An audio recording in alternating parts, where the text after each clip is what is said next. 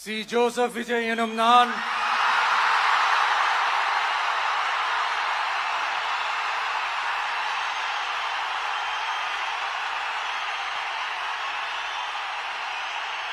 சட்டப்படி அமைக்கப்பெற்ற இந்திய அரசியல் அமைப்பின்பால் உண்மையான நம்பிக்கையும் மாறா பற்றும் கொண்டிருப்பேன் என்றும் இந்திய நாட்டின் ஒப்பில்லாத முழு முதல் ஆட்சியையும் ஒருமையையும் நிலை நிறுத்துவேன் என்றும் தமிழ்நாட்டு அரசின் முதலமைச்சராக உண்மையாகவும் உளச்சான்றின்படியும் என் கடமைகளை நிறைவேற்றுவேன் என்றும்